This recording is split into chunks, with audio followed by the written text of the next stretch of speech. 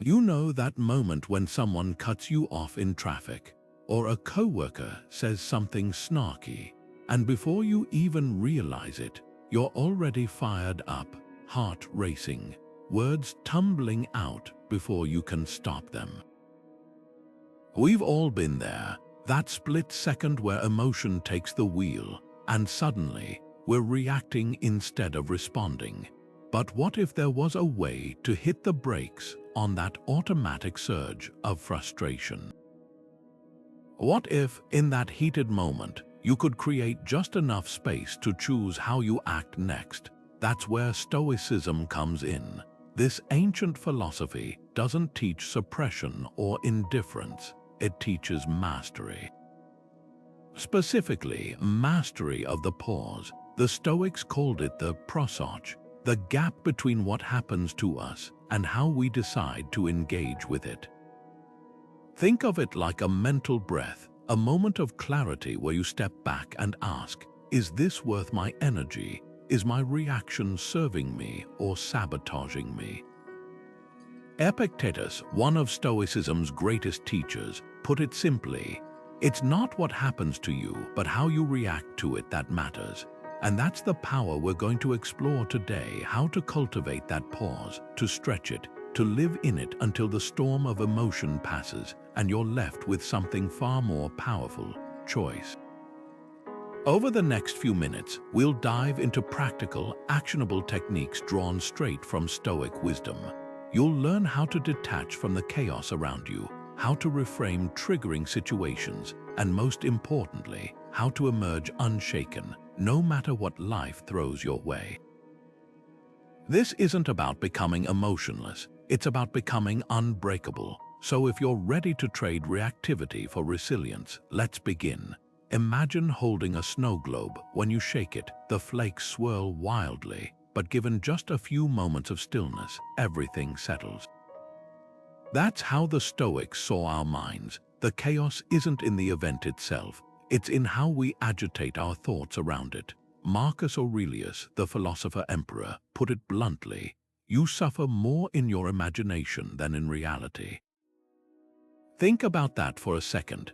How often have you lost sleep over a problem that never actually happened, or snapped at someone because you assumed their tone meant disrespect, only to realize later you misread the situation entirely? Here's the Stoic secret: events are neutral. They don't carry meaning until we assign it. A delayed train isn't inherently frustrating. It's just a train running late. Your coworker's curt email isn't inherently offensive. It's just words on a screen. What ignites our frustration is the story we layer on top. They're disrespecting me. This always happens to me. The universe is against me. That's the imagination Marcus warned about. Modern life gives us endless material for this. Take a text message left on read. One person might think they're ignoring me because they're angry, while another shrugs, they're probably busy. Same event, two entirely different emotional outcomes. The difference: perception. So here's your challenge. The next time you feel that familiar heat of annoyance rising, pause and ask yourself, what story am I telling here? Is this fact or fiction? Because when you separate the event from the narrative, something remarkable happens. You reclaim the power to choose your response, rather than surrendering to the whirlwind of reaction. One of the most liberating ideas Stoicism offers is something Epictetus called the Dichotomy of Control.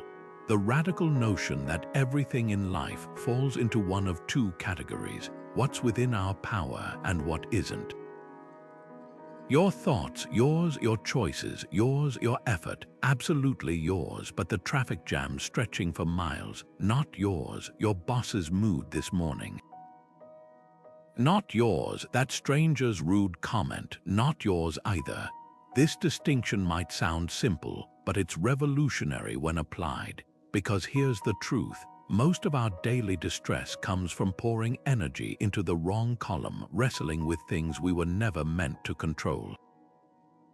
Picture this: you're stuck in a long line at the grocery store, tapping your foot, sighing loudly, mentally drafting a complaint to the manager about understaffing.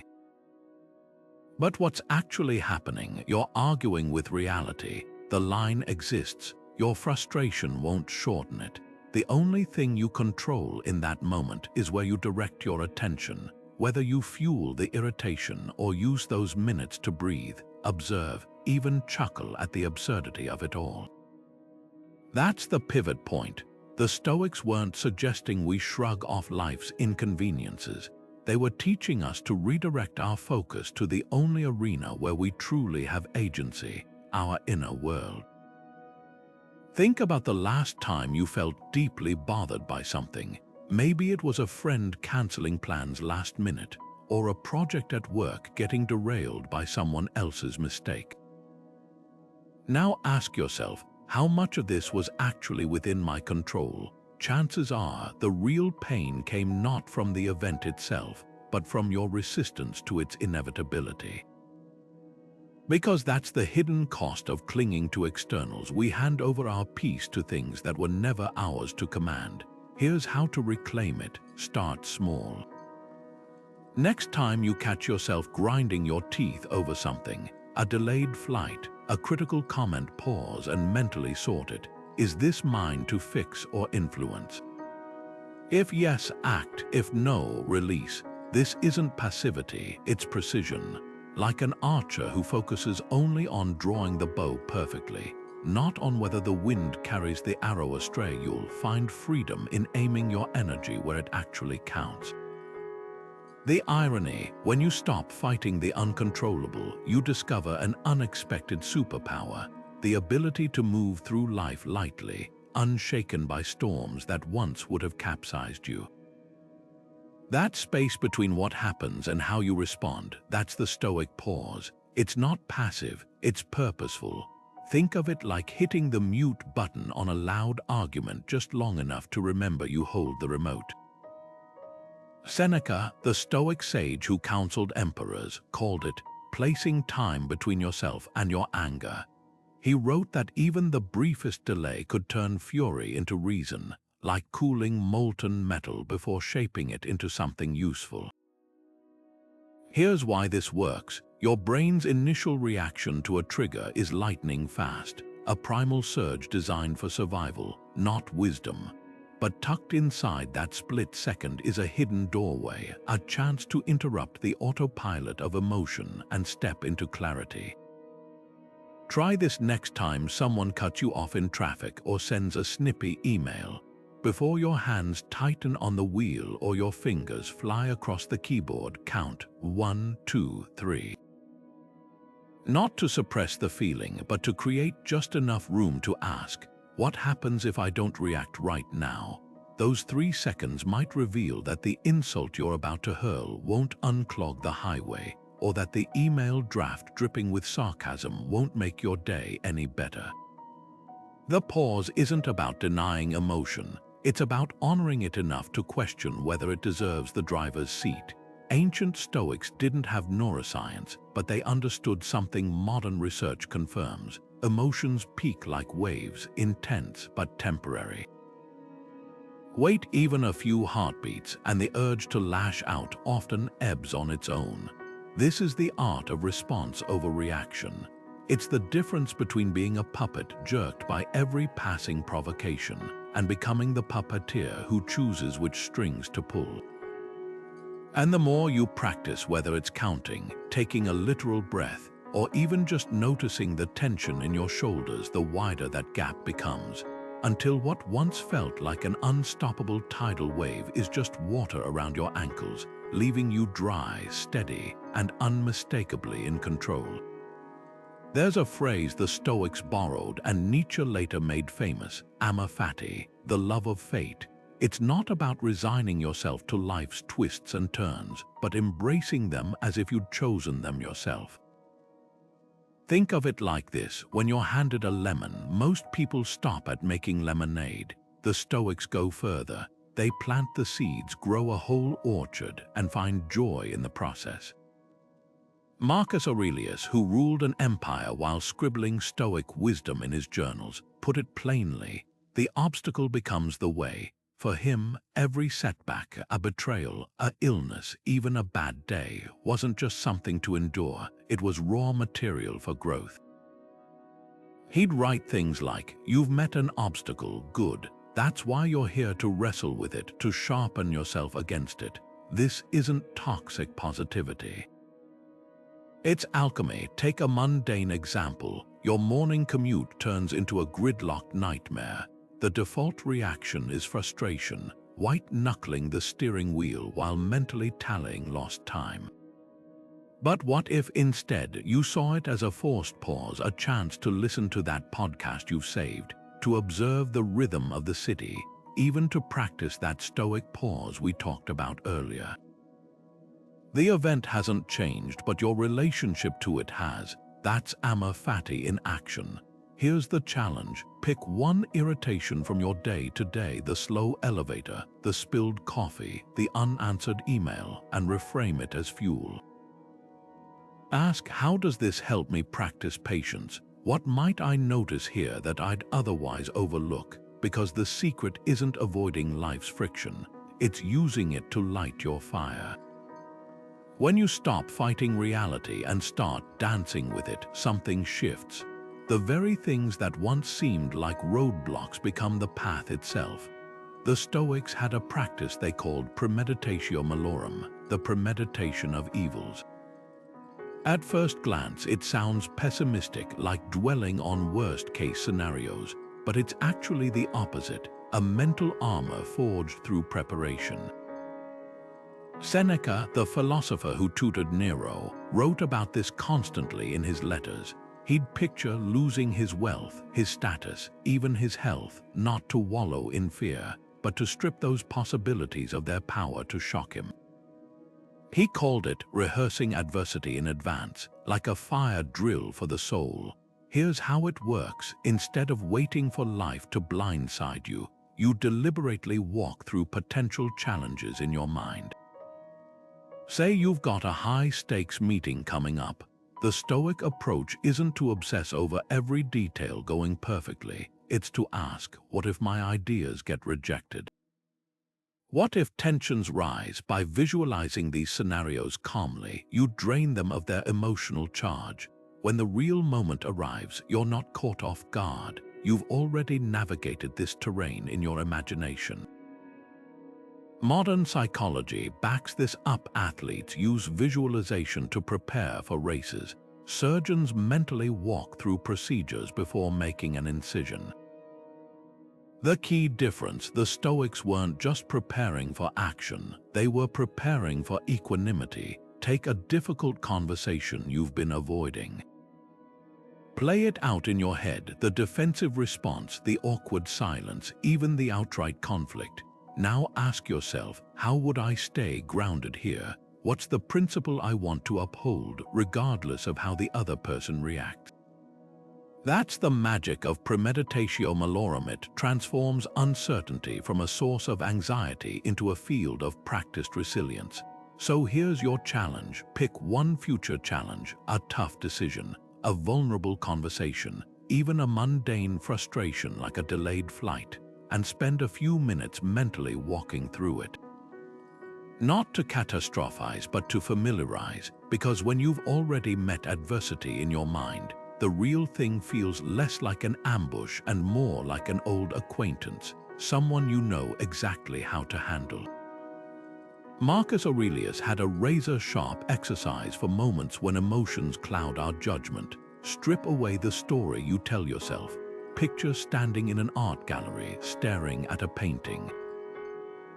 One person sees chaos, another sees beauty, but the canvas itself hasn't changed. That's the power of objective observation.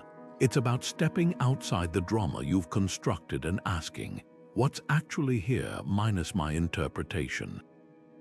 Take a workplace conflict. Maybe your manager criticized a project you poured weeks into. Your first instinct might be to spiral, "They're undermining me. They don't appreciate my work." But what if instead you describe the scene like a security camera would? Person A said these specific words. Person B responded with this tone. No motives assigned, no futures imagined, just raw data. This isn't about dismissing your feelings. It's about creating space between the trigger and the narrative you've glued to it. Think of the last time someone's comment set you off. Now imagine describing that moment to a stranger who wasn't there, no backstory, no assumptions, just the facts. Chances are the version you'd tell sounds dramatically different from the one playing in your head. That gap is where freedom lies, because when you observe instead of absorb, you start to notice how much of your suffering comes from layers of meaning you've added, not the event itself. A traffic jam isn't personal. A curt email isn't a character indictment. Even genuine slights lose their sting when you see them as actions separate from your worth. Try this today. Pick one frustration that's been lingering in your mind. Write it down twice, first as you've been telling it to yourself, full of emotion and subtext, then as a neutral third party might report it. The difference between those two versions, that's the weight you've been carrying unnecessarily. And the moment you set it down is the moment you realize you were never trapped by the situation, only by the story. The Stoics didn't just practice philosophy, they put it on paper. Epictetus, despite being one of the most influential teachers of his time, left no writings of his own. Instead, his students recorded his lessons, proving that the act of putting thoughts into words has always been central to wisdom. But the Stoics took this further with a practice that might surprise you: daily journaling. Not the kind filled with vague musings or grocery lists, but a deliberate dissection of the mind's reactions. Epictetus advised his students to bookend their days with two simple questions in the morning: what will I face today? And at night, how did I handle what came? This wasn't about self-judgment. It was about creating a mirror for the soul. Here's why this works. When you're in the heat of a triggering moment, clarity often drowns in the rush of emotion. But later, with pen in hand, you can revisit that moment like a scientist examining a specimen. What exactly set me off? Was it the comment itself, or the story I attached to it? Did my reaction align with who I want to be? The page becomes a courtroom where your impulses are cross-examined, not to condemn, but to understand. Marcus Aurelius' Meditations, arguably the most famous Stoic text, was never meant for publication. It was his private journal, filled with raw conversations with himself, reminders, rebukes, and relentless honesty. Try this template next time you sit down to write. First, name the trigger plainly. My coworker interrupted me in the meeting. Then, apply the Stoic fork. Was this within my control? Their interruption. Know your focus, your composure, your next words. Absolutely. Finally, the pivot. How could I respond better next time? Maybe it's waiting 3 breaths before speaking, or privately addressing the pattern later. The magic isn't in finding perfect answers, it's in the act of questioning itself. Journaling like this does something remarkable. It slows time. That flash of anger that once would have vanished into the ether now gets held up to the light, examined from all angles. Over weeks and months, patterns emerge. You might notice that certain triggers being talked over, feeling ignored, trace back to older stories you've carried. Or that most of your distress springs from battles with the uncontrollable. That's when journaling stops being just reflection and starts being rewiring. The key is consistency, not length. Seneca wrote letters to friends that became philosophical masterpieces, but your journal can be 3 sentences. What matters is the habit of pressing pause on autopilot and asking, what happened here really? Because every time you do, you're not just recording the day, you're training the mind to meet the next trigger with a little more space, a little more grace. And that's how paper becomes practice. Marcus Aurelius had a mental exercise he called the view from above, a way of stepping outside the immediacy of emotion by imagining yourself floating high above the earth, watching the tiny dramas of human life unfold like scenes on a miniature stage. Picture this: you're hovering in space, looking down at the blue curve of the planet. From here, cities are specks, forests are brushstrokes, and that car that cut you off earlier. Invisible, that snippy email from your colleague, a single pixel in an endless digital sea. This isn't about diminishing your experiences, it's about gaining perspective. The Stoics called it cosmic insignificance, not to make you feel small, but to remind you that most of what we lose sleep over barely registers in the grand scheme. Try applying this the next time you feel your pulse quicken over something trivial. Stuck in traffic, imagine watching the scene from a helicopter, the gridlocked cars forming abstract patterns, the honking fading into white noise. Suddenly, your frustration isn't the center of the universe, it's just one thread in a vast tapestry. Marcus wrote in his journals about this often, describing how visualizing the whole helped him endure palace intrigues and military campaigns alike. He'd ask himself, in the context of oceans, mountains, and millennia, how much does this momentary annoyance truly weigh? Here's the surprising truth: zooming out doesn't make life feel meaningless, it makes it feel manageable. That argument you replayed in your head all night, from 10,000 feet, it's a brief exchange of sound waves. The promotion you didn't get, a blip in a career that's just one human lifetime among billions. This perspective isn't nihilism, it's liberation. Because when you see how little most stressors actually matter in the long arc of time, you're free to focus on what does. The principles you live by, the relationships you nurture, the inner peace no external event can shake. Let's make it practical. Next time you're simmering over something, a rude comment, a bureaucratic hassle, pause and play the time travel game. Ask, will I remember this in 5 years? If the answer's no, that's your cue to exhale and redirect your energy. But here's the twist: the view from above also clarifies what does deserve your attention. Watching humanity from that imaginary vantage point, you start noticing what endures: kindness, courage, the legacy of good work. Those are the things worth your focus, while the rest, just passing weather. The real power of this exercise hits when you apply it to your proudest moments too. That award, that viral post, that standing ovation from the cosmic perspective, they're just as fleeting as the setbacks. And that's the ultimate Stoic leveling, not using the view from above to dismiss pain, but to balance both joy and sorrow with the gentle reminder that all of it, every triumph, every heartbreak, is part of a journey so vast, your wisest choice is to travel lightly. There's a counterintuitive exercise the Stoics practiced called negative visualization, deliberately imagining the loss of what you cherish to rediscover its value. Seneca put it bluntly: enjoy what you have as if you'd lose it tomorrow. At first, this sounds morbid, like rehearsing grief, but the real purpose is the opposite: to dissolve the numbness of habit and wake up to the richness already in your hands. Think about your morning coffee ritual. Most days you sip it half awake, barely registering the warmth, the aroma. Now imagine waking up to find your coffee maker broken, the beans gone. Suddenly, that ordinary moment you rushed through becomes something you'd give anything to reclaim. That's the alchemy of negative visualization. It transforms appreciation from a passive feeling into an active practice.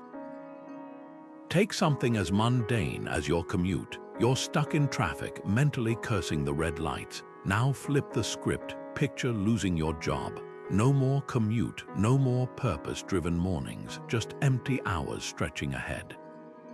Notice how quickly the irritation shifts. The traffic isn't just an obstacle now. It's proof you have somewhere to be, work that matters, a life in motion.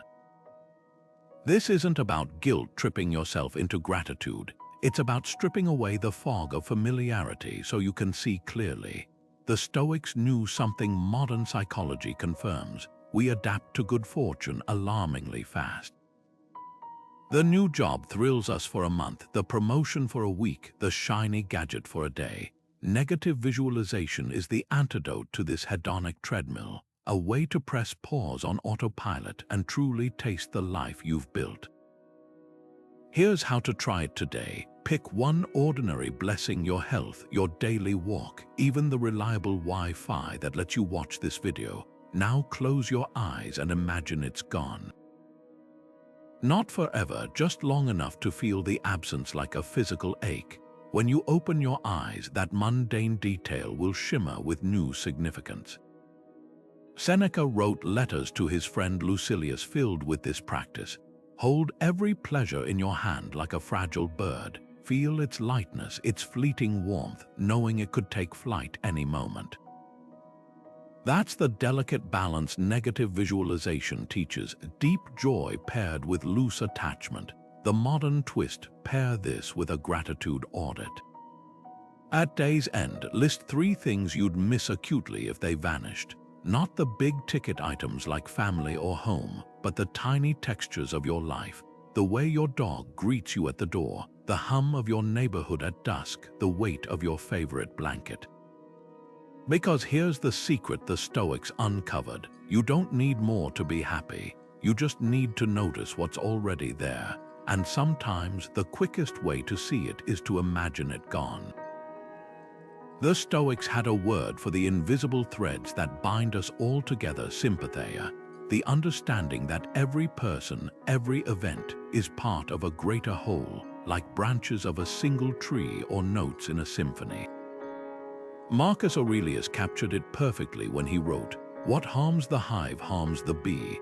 At first glance, that might sound abstract, but think about the last time tension spread through a team at work. One person's bad mood infects the room. A snide comment in a meeting lingers like smoke, making everyone tense. That's sympathy in action. Your reaction isn't just yours, it ripples. Now flip the script. Imagine you're in that same meeting and someone criticizes your idea. Your pulse jumps, your face heats up, but instead of firing back, you pause. You breathe, you respond with curiosity rather than defensiveness. Suddenly, the energy shifts. The person who challenged you leans in, others feel safe to share, and what could have been a toxic standoff becomes a collaboration.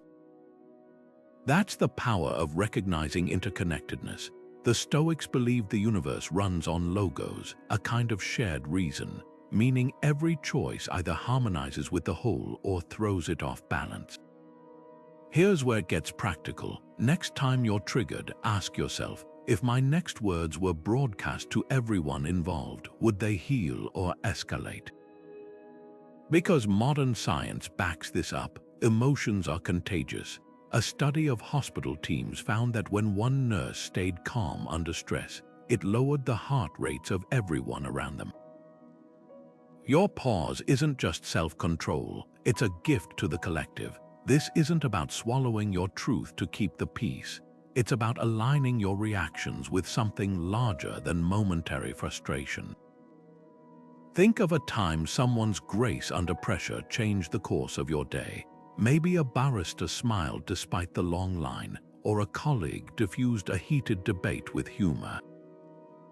Those small acts of steadiness are Stoicism in motion, proof that mastering your pause isn't just for you.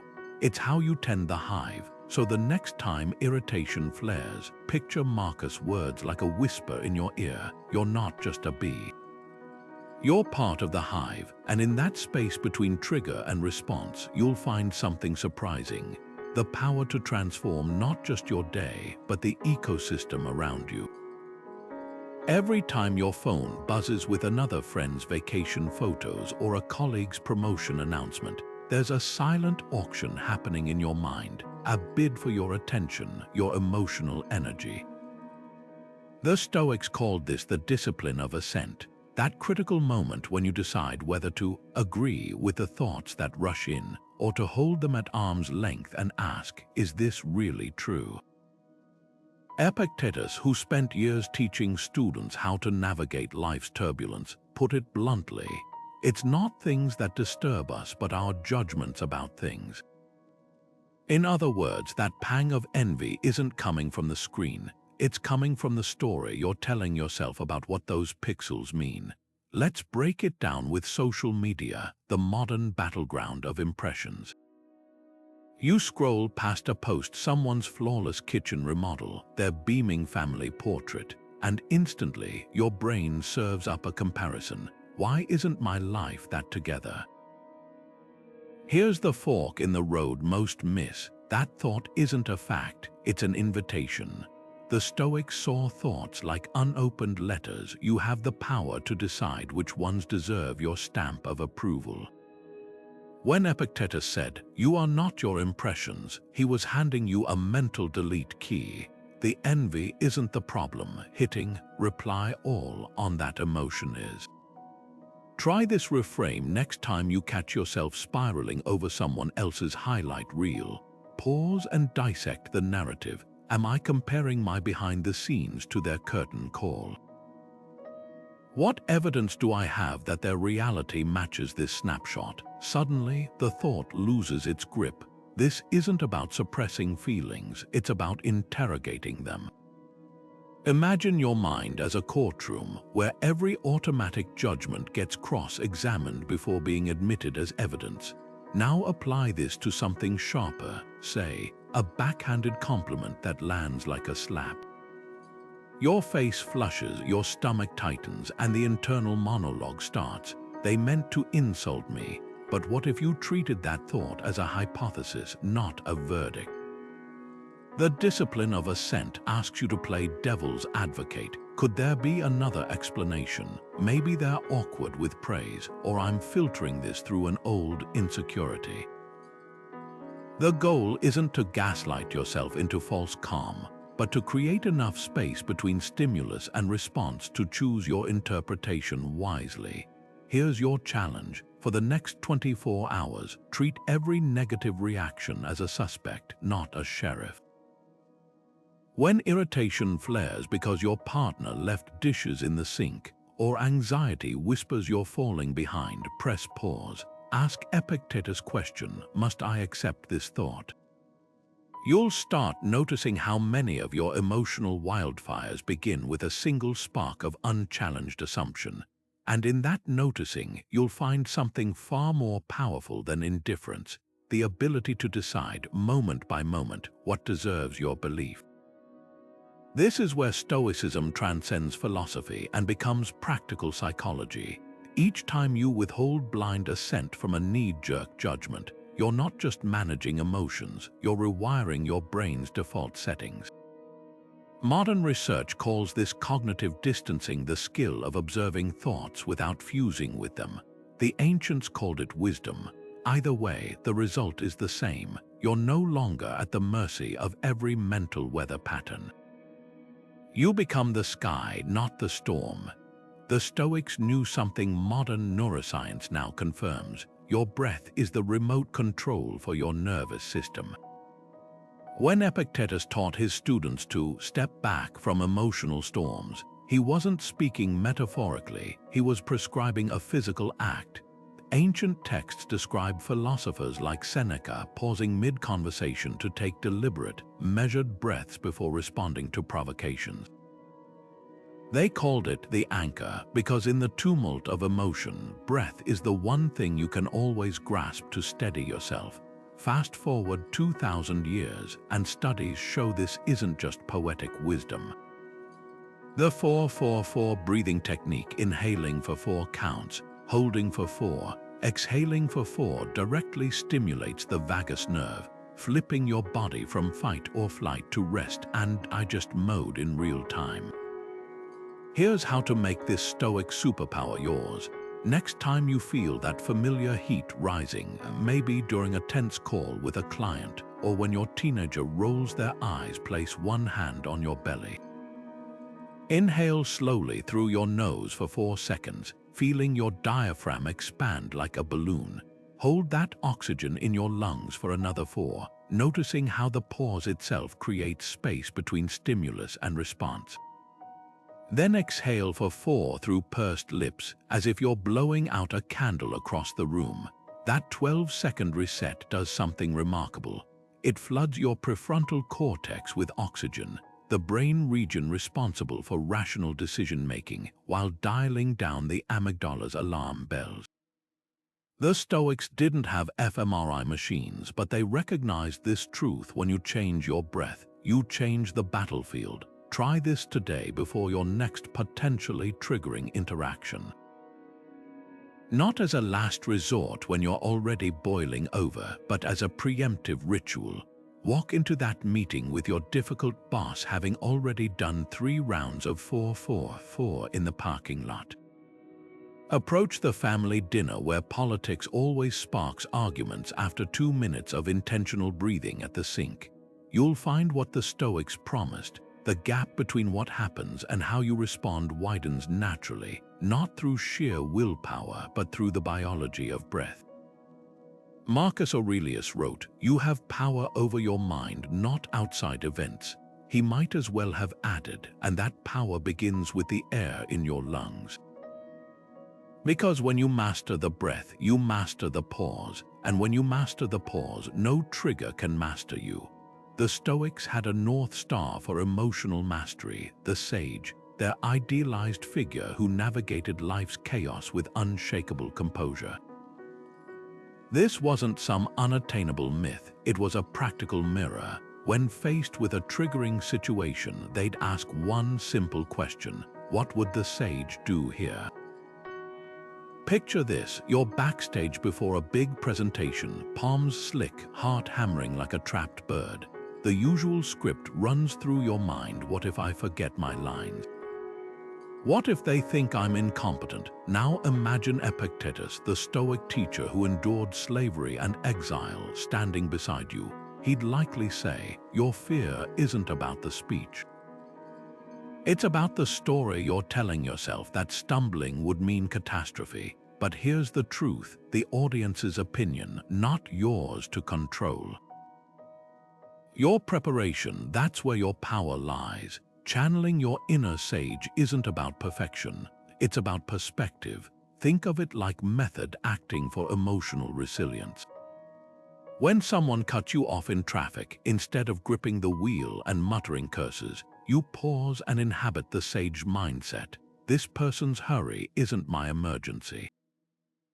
My peace isn't negotiable. The sage doesn't suppress emotion, they transcend it by recognizing what's truly theirs to govern. Marcus Aurelius modeled this daily. As emperor, he faced betrayals and wars, yet his journals reveal a man constantly consulting his higher self.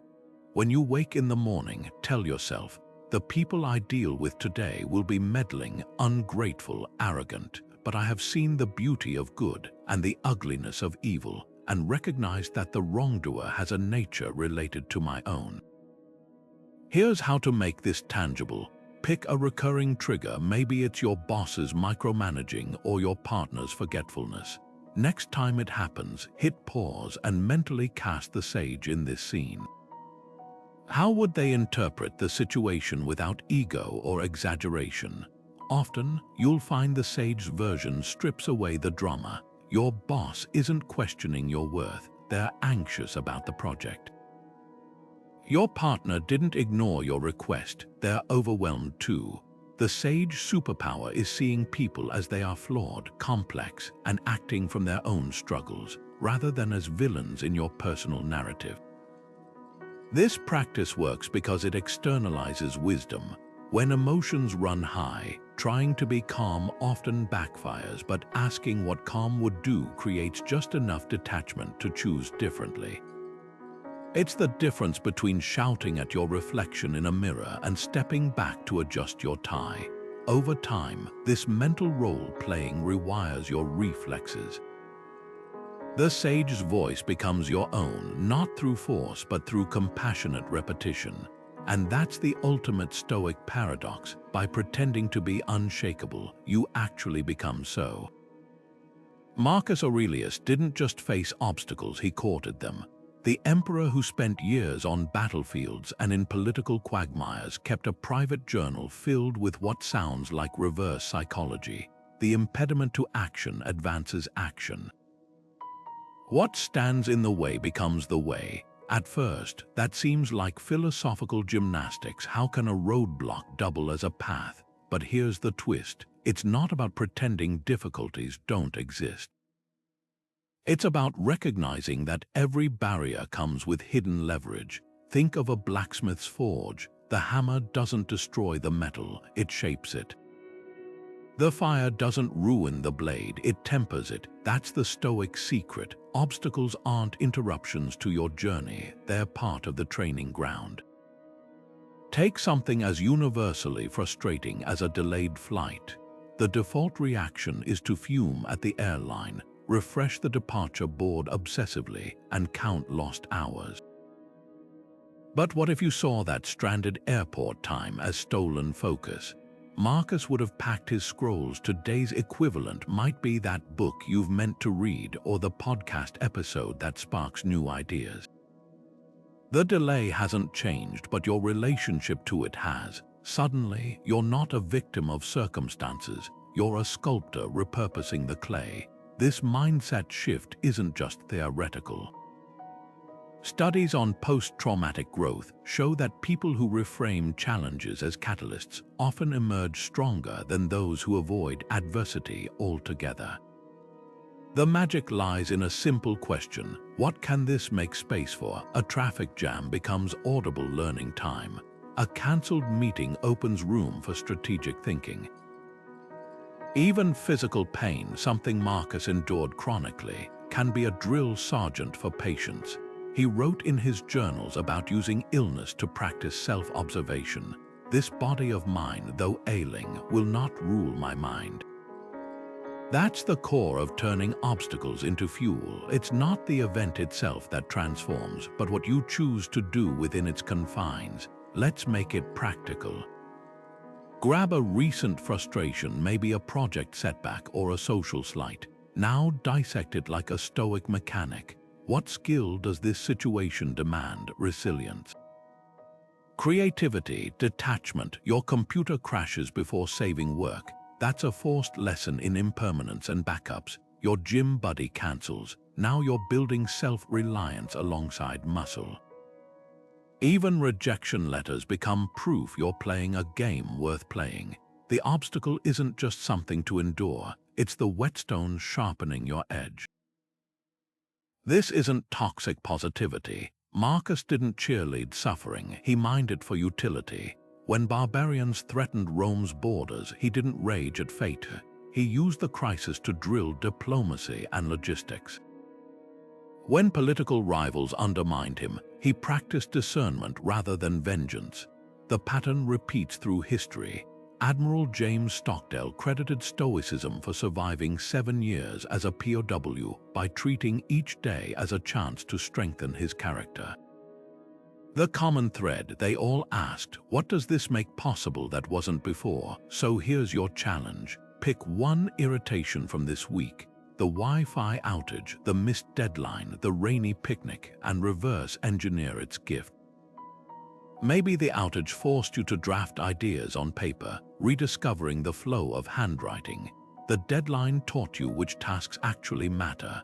The rain became an excuse for an impromptu living room fort with your kids. The goal isn't to erase frustration, but to companion it with curiosity. How is this obstacle secretly conspiring to make me better? Because when you stop fighting reality and start forging with it, you'll find what the Stoics knew all along: the things that seem to block your path are often the very things preparing you for what's ahead. Seneca once wrote, "Speech is the mirror of the soul, but silence is its shield." Think about the last time an argument spiraled out of control. Chances are, it wasn't the initial comment that lit the fuse, but the rapid back and forth that followed, words lobbed like grenades, each one escalating the tension. The Stoics understood something modern psychology confirms. Silence isn't passive. It's a strategic retreat, a way to disarm conflict by refusing to feed it oxygen. Picture this: a coworker snaps at you in a meeting, accusing you of dropping the ball on a project. Your face flushes, your pulse quickens, and every muscle tenses to fire back. But instead, you pause. You let their words hang in the air unanswered. Without the fuel of your reaction, their anger flickers out like a match in an empty room. That's the power Seneca called the eloquence of silence. History brims with examples. When Gandhi faced British officials mocking his protests, he didn't shout, he sat quietly, spinning thread. His silence wasn't weakness, it was a moral force so palpable it shook an empire. Or consider the marital spat where one partner storms out, not to punish, but to prevent words they'll regret. These aren't acts of surrender, they're demonstrations of restraint so deliberate they transform the battlefield. The ancient Stoics practiced this like a martial art. Epictetus taught his students to treat speech like a city's gates, only opening them after careful consideration of what deserved entry or exit. Here's the challenge for one day: experiment with intentional silence in conflicts. Not the icy, resentful kind, but the spacious, intentional pause. When a family member criticizes your cooking, instead of defending, try nodding and returning to the stove. When a stranger cuts in line, meet their glare with calm eye contact and say nothing. You'll notice something fascinating without your participation. Most conflicts lose their momentum. Like a fire without kindling, they burn themselves out. Seneca put it best: sometimes even to live is an act of courage, and sometimes the bravest thing you can do is let your silence speak louder than your words. The beauty of this practice, it doesn't just diffuse tension, it reveals truth. In the quiet between exchanges, you'll start hearing what's really being said. The insecurity behind a boss's harsh tone, the fear beneath a teenager's sarcasm. Silence becomes not just a shield but a lens, and in that clarity you'll find something unexpected: the power to choose not just your words but your battles. Because the Stoic pause isn't about avoiding conflict, it's about mastering which ones are worthy of you.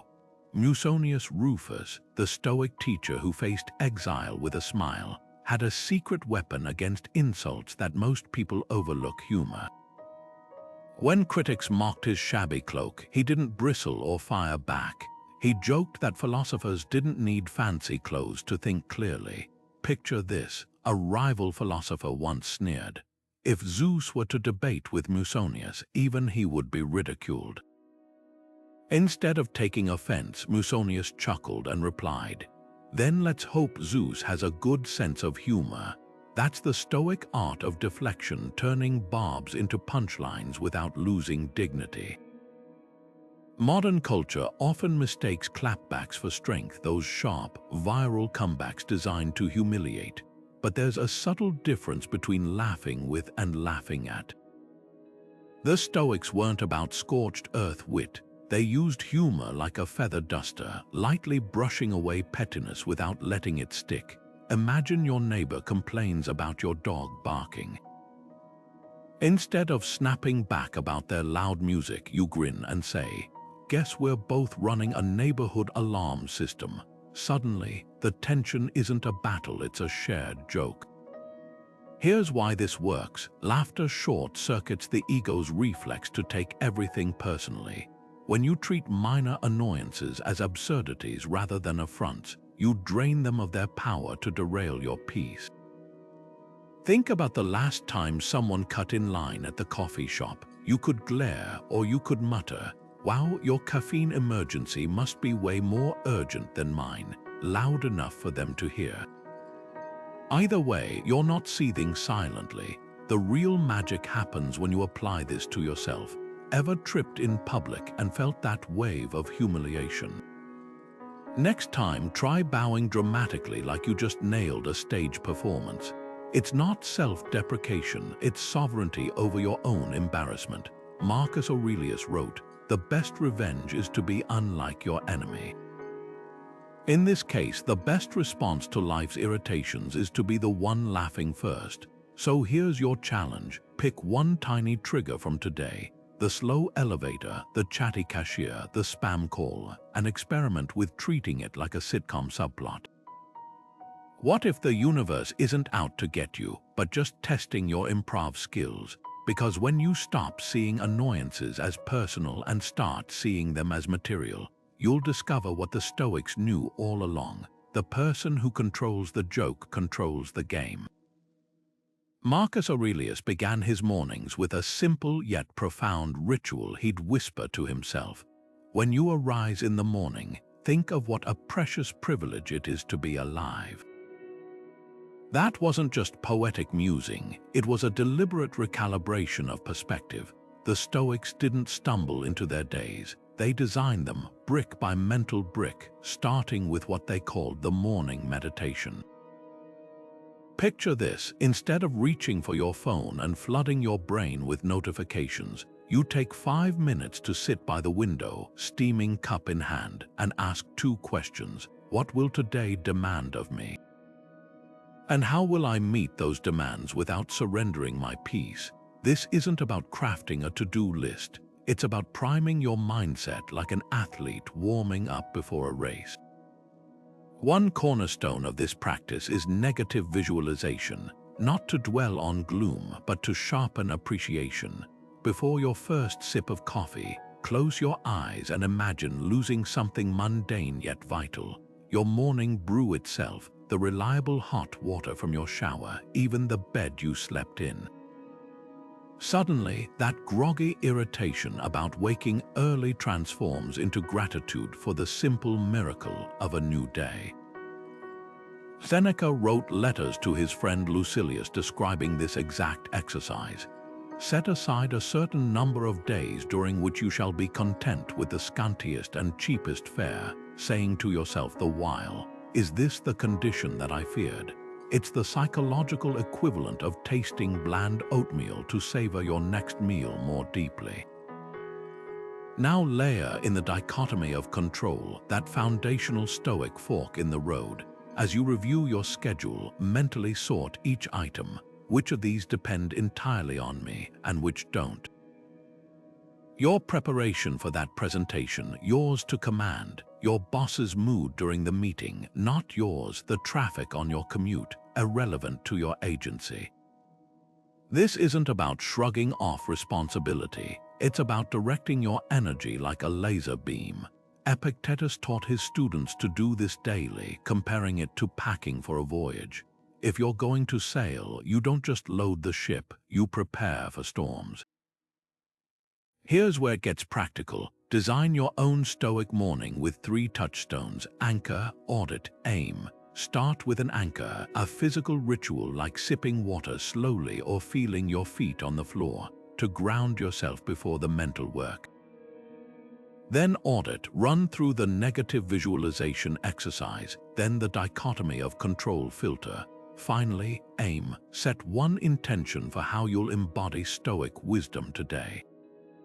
Maybe it's pausing 3 breaths before responding to criticism, or finding humor in minor annoyances. The key is specificity.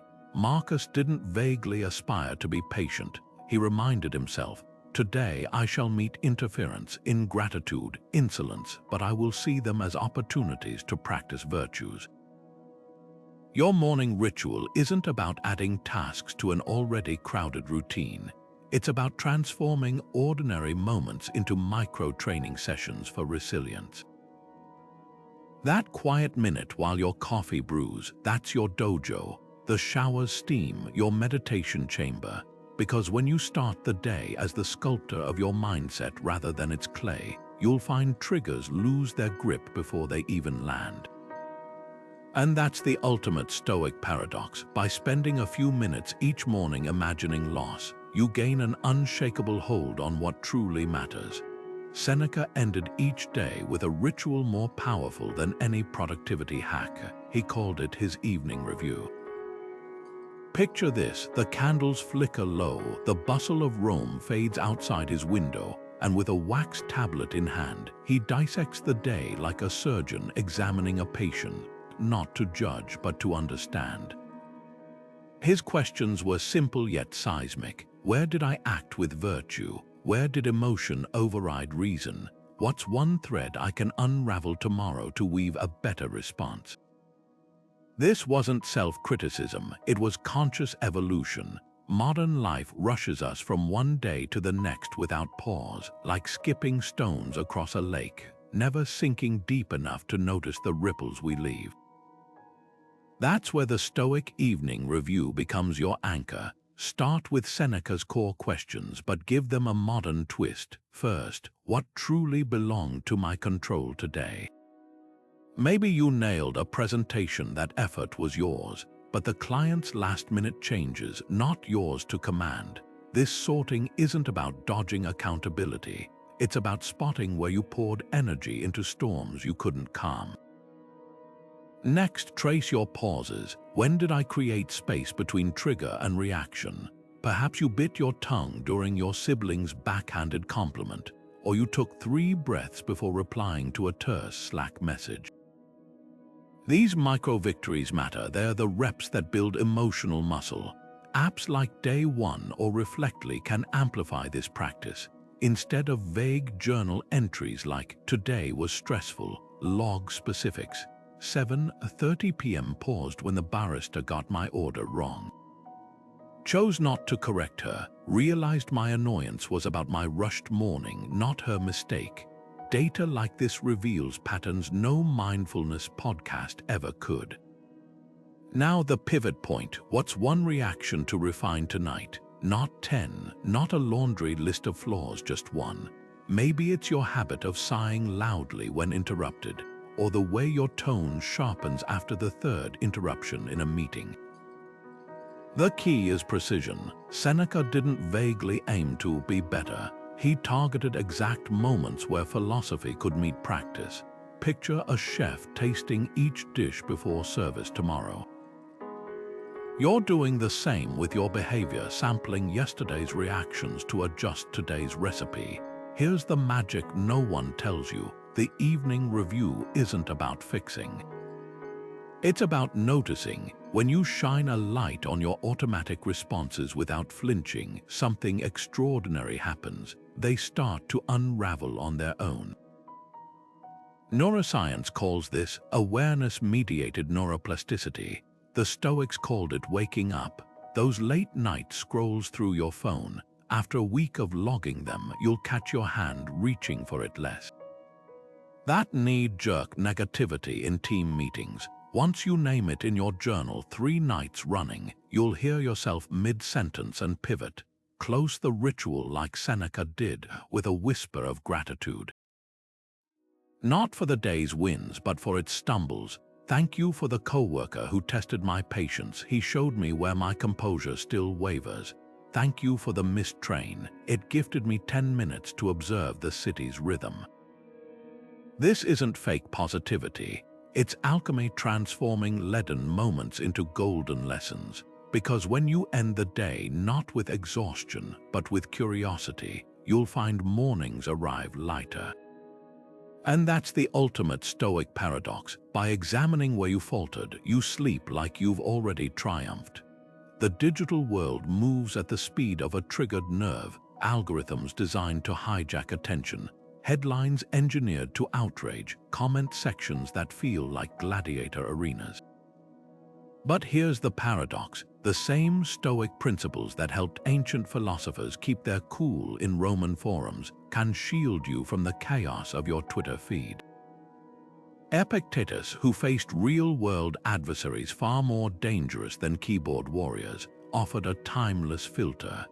If someone told you that a certain person was speaking ill of you and you had to defend yourself, don't deny it or get upset. Just say, "He must not know my other faults, or he would have mentioned those instead." Imagine applying that to your next Instagram troll, not by firing back, but by chuckling at the absurdity of letting a stranger's words dictate your pulse. Think of your phone as a modern-day Stoic training ground. Every notification is a mini philosophical test. Will I let this ding yank me out of my present moment? That breaking news alert about some distant scandal, does it demand your cortisol, or can it wait until you've finished dinner with your family? The Stoics didn't have push notifications, but they understood the tyranny of distractions. Seneca would write letters urging his friends to disconnect from Rome's gossip mills. What's the point of having rid yourself of interruptions if your mind still runs to meet them? Today's equivalent, turning off read receipts so you reclaim the right to reply when you choose, not when someone else's message demands it. Here's where tech boundaries become Stoic armor. Try the 24-hour rule for emotionally charged replies. Draft that fiery response to the rude comment, then save it as a note and sleep on it. 90% of the time, you'll wake up and delete it, realizing the reaction was never about them, but about your own need to be heard. Or borrow Marcus Aurelius' morning meditation. Before unlocking your phone, ask, what kind of content will nourish my mind today? Because every scroll is a vote for what occupies your inner citadel. The real power move, treating your attention like currency. Epictetus compared toxic influences to barking dogs. You wouldn't expect a hound to stop yapping, so why waste energy demanding it? Next time you're doom scrolling, pause at the 10th post and ask, is this conversation worth the coins of my focus? Imagine literally paying $1 for every minute spent in a heated comments section. Suddenly, you'll find your thumb swiping past drama like it's a beggar rattling a cup. This isn't about disconnecting from the digital world, it's about engaging with it on your terms. The Stoics weren't hermits, they were senators, teachers, and soldiers who navigated bustling societies without surrendering their peace. Your challenge. Transform your next online interaction into a mindfulness drill. When a headline triggers you, practice the 4-4-4 breath before clicking. When a coworker's Slack message reads curt, visualize them frazzled at their desk rather than plotting against you. And that viral outrage bait, picture it as a cloud passing your window. You can notice it without inviting it in for tea.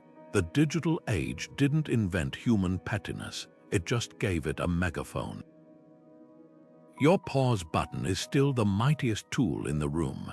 There's a simple question that can dissolve most daily frustrations on contact. Will this matter in 10 months? Psychologists call it the 10-10-10 rule, a way to fast forward past the heat of the moment and glimpse how today's annoyance might look through the lens of time.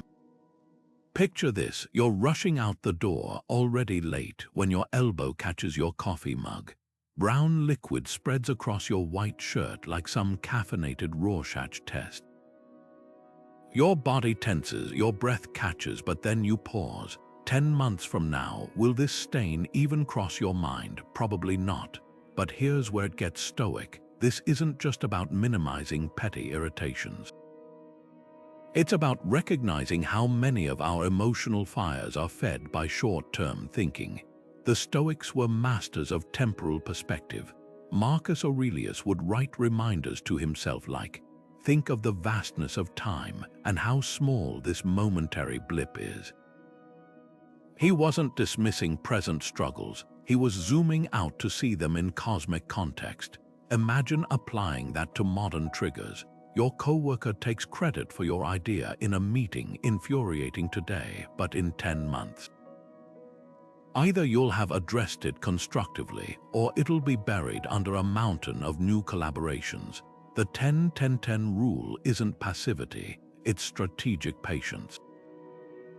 It asks, is this worth the currency of my energy, or am I auctioning my peace for a problem that won't even register on my future radar? Let's make it tangible. Grab a current frustration, maybe a friend flaking on plans or a negative comment on your latest post. Now project it forward. 10 hours from now, the sting might still feel fresh. 10 weeks out, you'll struggle to recall the details. 10 months later, you'll likely need a reminder that it even happened. This exercise reveals a liberating truth. most of what upsets us isn't catastrophic, it's ephemeral. The Stoics knew this instinctively when Epictetus taught, if you wouldn't get upset about it happening in a year, don't waste your energy being upset now. He was offering the ancient equivalent of the 10-10-10 rule. Here's the twist: some things will matter in 10 months, a betrayal that reshapes a friendship, a professional setback that alters your trajectory. The rule doesn't ignore these, it helps you spot them. When an issue still prickles after temporal triage, that's your signal to engage deeply. But for the rest, treat them like weather, noticeable in the moment, but not worth carrying into tomorrow. Try this today. Next time your pulse jumps over some minor offense, press pause and whisper 10-10-10. Watch how quickly the storm clouds part when you stop feeding them with your focus. Because the real power isn't in predicting the future, it's in realizing how little of the present actually belongs there. History gives us masterclasses in Stoic calm, none more striking than Cato the Younger, the Roman senator who treated political humiliation like a rainstorm, unavoidable but irrelevant to his inner weather. When his rival Pompey ordered him dragged from the Senate floor mid-speech, Cato didn't shout or resist. He kept talking as guards hauled him away, his voice steady until the doors closed behind him. Later, imprisoned for opposing corruption, he turned his cell into a classroom, teaching philosophy to anyone who'd listen through the bars. Compare that to modern triggers, a passive-aggressive email or a snub in a meeting, and suddenly our reactions seem outsized. Cato's secret wasn't suppressing emotion. It was recognizing that true power lies not in controlling circumstances, but in refusing to let them control you. Then there's Seneca, the philosopher who served as Nero's advisor, a job roughly as stable as juggling torches in a windstorm.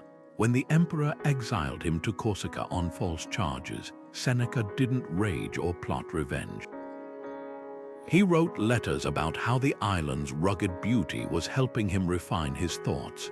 Years later, when Nero ordered him to commit suicide, a common hazard of Roman politics, Seneca's final act was calming his weeping friends, reminding them that death, like life, was just another event to meet with clarity.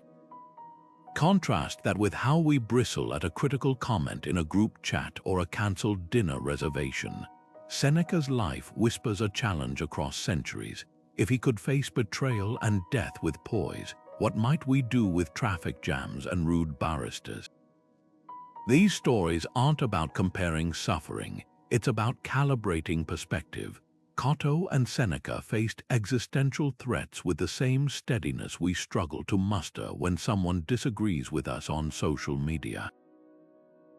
But here's the twist: their triggers weren't inherently more meaningful than ours. The difference was in their interpretation. Where we see personal slights, they saw universal human behavior, fear, ambition, ignorance playing out predictably. Marcus Aurelius would scribble reminders like this in his journal. When you wake up troubled, say to yourself, I'm about to meet meddling, ungrateful, arrogant people. They act this way because they can't tell good from evil, but I've seen the beauty of both and know their behavior can't injure me unless I let it. So who's your modern Cato? Maybe it's a colleague who shrugs off office politics like water off a duck's back, or a friend who treats flight cancellations as unexpected adventures. Perhaps it's a public figure.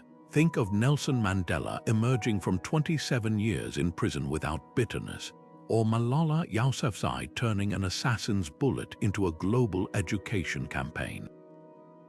What makes these figures inspiring isn't their perfection, but their proof that equanimity is possible even in life's crucible moments. Here's your invitation.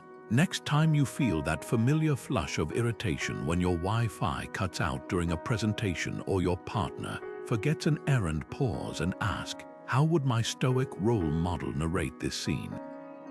Would Cato see this as a battle worth his dignity or just background noise? Would Seneca mind this inconvenience for a laugh or a lesson? because the real value of these historical figures isn't in memorizing their deeds, it's in borrowing their lenses to refocus our own blurred reactions. They remind us that the gap between ancient Rome and modern frustration isn't as wide as it seems. It's still just people choosing, moment by moment, whether to be governed by externals or by principle. And that choice, that's always yours. Words shape worlds, especially the ones we whisper to ourselves. Seneca, the Stoic philosopher who turned exile into enlightenment, understood this better than most. He wrote, "What fortune has made yours is not your own, only your reaction ever is." Nowhere does this play out more powerfully than in two tiny phrases we toss around without thinking. I have to, and I get to. The first drags like a ball and chain, the second unlocks a hidden door. Think about your morning commute. I have to sit in traffic, paints you as a prisoner of the freeway, clock ticking, blood pressure rising. But flip it, I get to listen to that podcast I love, transforms the same minutes into stolen luxury. The traffic hasn't changed, your relationship to it has. This isn't wordplay. Neuroscience shows language literally rewires neural pathways. When you swap obligation for opportunity, your brain releases dopamine instead of cortisol. The Stoics didn't have fMRI scans, but they knew this truth instinctively. Marcus Aurelius would begin his day by listing not tasks but gifts. I get to exercise my body, not I have to work out. I get to provide for my family, not I have to go to work. The events were identical. The framing made one a burden, the other a blessing. Let's make it visceral. Take something universally loathed, doing dishes. I have to wash these plates, makes you a kitchen martyr, scrubbing away while life happens elsewhere. But I get to feel warm water on my hands while birds sing outside the window, shifts the scene. Suddenly you're present, noticing how soap bubbles catch light, how the rhythm of scrubbing becomes almost meditative. This isn't Pollyanna positivity, it's perceptual alchemy. Seneca practiced this even in his darkest hours. When Emperor Nero forced him to kill himself, his final words weren't, I have to die, they were, I get to show you how a Stoic meets the end. Your challenge, pick one daily chore you dread and reframe it as a privilege. Maybe it's folding laundry. I get to touch fabrics that keep my loved ones warm. Or paying bills, I get to exchange numbers on a screen for a roof and electricity. The magic happens when you trace the chore's hidden lineage, that grocery run. It connects you to farmers, truckers, the miracle of global supply chains. That tedious work report, proof you have skills someone values enough to pay for.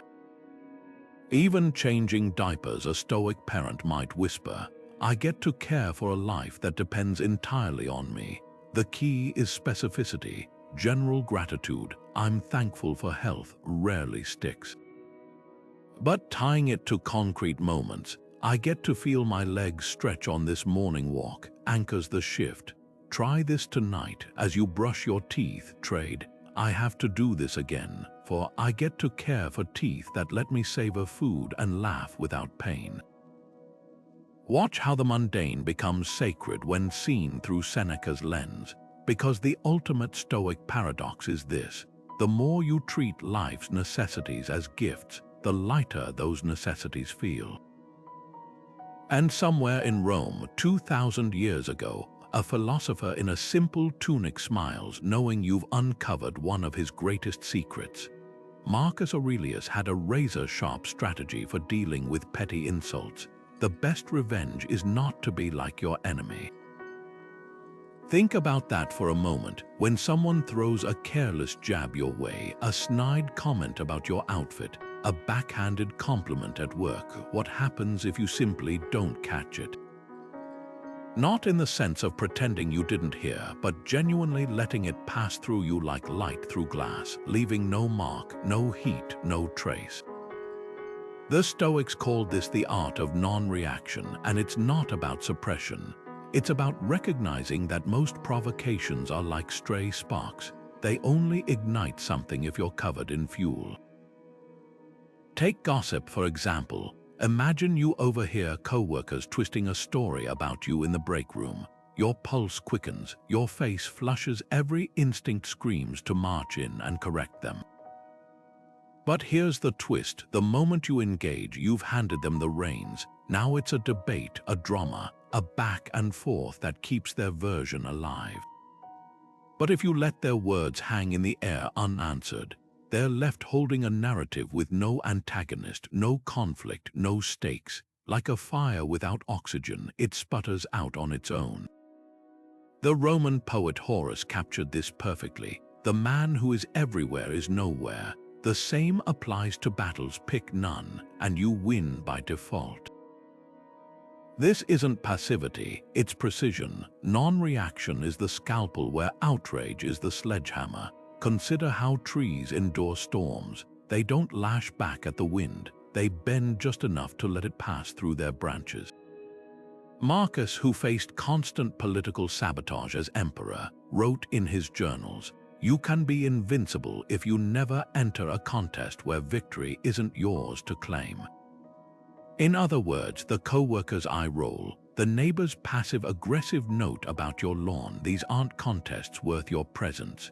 Your silence isn't surrender, it's the ultimate power move. Try this today. Pick one tiny slight, maybe a relative's loaded question about your career, or a stranger's rude gesture in traffic, and experiment with treating it like background noise. Not with resentment, but with amused detachment, like watching a toddler's tantrum. Ask yourself, what happens if I don't feed this with my energy? You'll notice something fascinating. Without your participation, the insult doesn't vanish. It just loses its power to define the moment. And that's the hidden truth the Stoics uncovered. When you refuse to play the game, you've already won it. Because the person who controls their reactions controls the battlefield. And sometimes, the mightiest response is no response at all. The ancient Stoics carried physical reminders of their philosophy, like we carry keys, small, weighty objects meant to ground them in turbulent moments. Marcus Aurelius kept a simple signet ring engraved with the Greek word ephemin, what is within our power. Every time he pressed it into wax to seal a document, the impression served as a tactile reminder. Only this stamp is mine to control, not the reactions to the letter it closes. Today, we might not wear signet rings, but the principle holds. Physical anchors can train the mind to pause before reacting. Consider the memento mori coins Romans carried, the tiny bronze discs stamped with skulls, or the phrase, respice post te, hominum te es memento, look behind you, remember you are mortal. Morbid at first glance, but profoundly freeing in practice. These weren't tokens of doom, they were wake-up calls. A merchant feeling cheated in the marketplace would finger the coin in his pouch and remember, is this squabble worth my finite breath? A general about to order a charge would weigh it in his palm and ask, does this battle serve virtue or vanity? Modern life may not involve market stalls or battlefields, but our triggers still demand the same pause. Your anchor doesn't need to be ancient to be effective. It could be your phone's lock screen, a quote from Epictetus, "No man is free who is not master of himself," appearing every time you reach for distraction. Or a bracelet you twist when frustration flares, its texture snapping you back to the present. One executive I know keeps a smooth stone in her pocket during meetings. When debates grow heated, she rolls it between her fingers as a signal to breathe before speaking. The form doesn't matter, only the interruption of autopilot does. Here's how to craft yours. First, identify a high-frequency trigger: commuting, checking email, entering a certain colleague's office. Then pair it with a sensory cue, a specific wallpaper that appears when you open your messaging app. Try Marcus. Waste no more time arguing what a good man should be. Be one, or a particular ringtone for calls from difficult contacts that prompts you to stand straighter before answering. The key is consistency. Like Pavlov's bell for calm instead of salivation, these anchors rewire reflexes over time. The most powerful anchors often stem from discomfort. A programmer I met tattooed "Ta F him in, what's within our control" on his wrist after a rage quit incident cost him a job. Now, when his code fails, the sting of the needle's memory reminds him, the bug isn't personal, my response is. Another uses her allergy alert bracelet as a double reminder to pause before reacting, and that life's too short for petty conflicts. Even a cracked phone screen can become a Stoic tool if you let it whisper. Fragility is the default state. Handle accordingly. Your challenge isn't to find the perfect object, but to assign meaning to an ordinary one. A wedding ring can symbolize commitment to patience as much as love. A watch's ticking can mark the passing of moments you'll never reclaim. Will this reaction be worthy of them? The ancient coins worked because they transformed philosophy from abstraction to artifact. Your anchor does the same, turning principles into something you can hold in your hand, or see with your eyes, or feel against your skin when the world tries to shake you. Choose wisely, then let it wear smooth with use, like a worry stone polished by countless fingers seeking calm. Marcus Aurelius didn't write his famous meditations for publication. He scribbled them as letters to himself, a private dialogue to sharpen his principles. But here's what most miss. Even in solitude, he was practicing community. His journals were conversations with the Stoic thinkers who came before him: Epictetus, Seneca, Zeno, as if their wisdom were trusted friends whispering over his shoulder. This reveals a truth modern Stoicism often overlooks. Resilience isn't just an inner game, it's a team sport. The ancient Stoics gathered in bustling Athenian porches and Roman gardens, debating ethics like athletes training for life's Olympics. Your ability to master the pause grows exponentially when you've got someone in your corner saying, "I saw you tense up during that critique, what happened there?" Or remember Seneca's advice about the eloquence of silence. Think of it like learning a language. You could memorize French verbs alone in your room, but fluency comes from stumbling through conversations with native speakers. Stoicism works the same way. When you've got a practice partner, a colleague who spots your telltale jaw clench during stressful meetings, or a friend who texts you Epictetus quotes when you vent about your commute, you're not just studying philosophy, you're living it in real time. The Roman statesman Cato took this further. He surrounded himself with philosophers who'd call him out mid-rant. Is that anger serving justice or just your ego? Imagine applying that level of accountability to your next heated group chat debate. Here's how to build your modern Stoic circle. First, identify one person who's already a natural at the pause. Maybe the coworker who stays calm during tech meltdowns, or the relative who deflects drama with dry humor. Invite them into a two-way feedback pact. Call me out when I'm reacting, not responding, and I'll do the same for you. No lectures, just signals: a raised eyebrow, a coded phrase, "Hey, is this a 10-month issue?" Even a shared note app where you log daily pause victories. Didn't bite back when mom criticized my parenting, 3 breaths instead. The goal isn't to police each other, but to mirror what Marcus did with his journals. Create external checks for internal blind spots. Technology can amplify this. Start a WhatsApp group named The Porch, after Zeno's Athenian Stoa, where you and 2 others dissect weekly triggers like Stoic case studies. Today's challenge: my boss took credit for my idea.